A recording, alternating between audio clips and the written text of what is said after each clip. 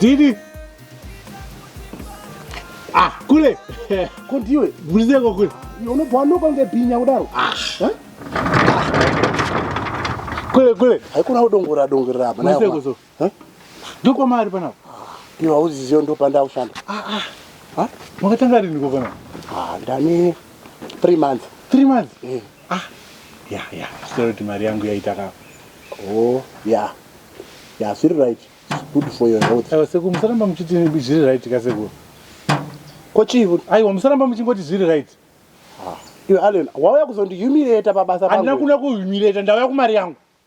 Saka mari yacho ndo mabvunzira unoita. Aiwa ndoramba chingoti aiti pisi nguwa dzese musingandipe mari yangu.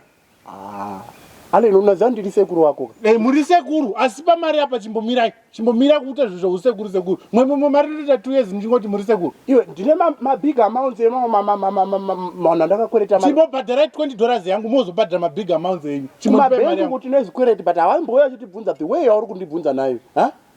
Chikwereti chipi chekumabhengi sekuru. Aiwa bati chimbondipai mari yangu fesi chimbotanga mambotipa mari yangu. Tozotaura zvekumabhengi. Manje pana pauda kutamba it's my premise. I work here ka. Iye usiri unoshanda pana kana uda kukwidza volume. Ndinongovhurira imba. Ndovhurira imba. Apa pakakira manje pana pada kutaura chokwadi. Pane combination isina kumira mushe. Yema pitbull. Anditi nemabhoa goats. Unokuti wakatungwa pitbull chiti mba. Zvese ini ndori tine mboma +2. Sasa kundichindudza zvema pitbull nemagodzi kupinda papa mari yangu. Pakuti itaiti security. Itaiti security chimondipai mari yangu sekuru. Handizobva pana pandisina mari yangu. Isaidza ndiri kupinda mukati momo kana muri pa mari yangu. Mukati momo. Unoshanda pa? Unoshanda pa? Muri kushanda ipapo. Bamunini mukaleta zvokutamba munofira mara. Mukati umu. Ndikutokutaura ndikutokutaura zvangu. Sekuru nhasi handisi kubva pana pandisina mari yangu. Izvo ndikuda mari yangu. Mina titaurirane. Urikuona zvikuitika. Mari yako ini ndasina kuisa pabudget. Ndo zvikuitika. Ende inini mwedzi wangu. Sekuru kachikwereti changu ka is part of a budget ka. Inzani ndofana kunga ndiri mubudget boss makatota mari yangu. Wakundiudzira pekuisa chikwereti budget yako manje.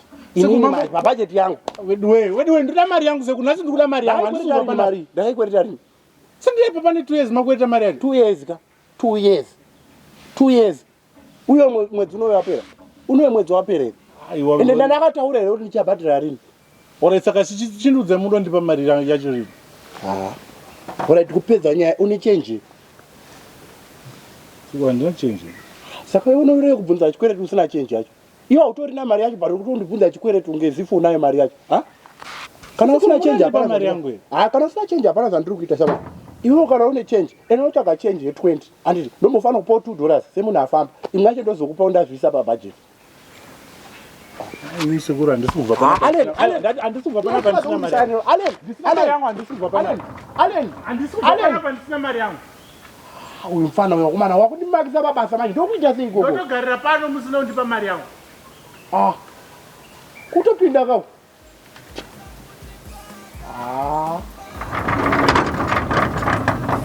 Unorimane bwa mutu kutaurira zvauri kuita izvi. You be going to be fighting.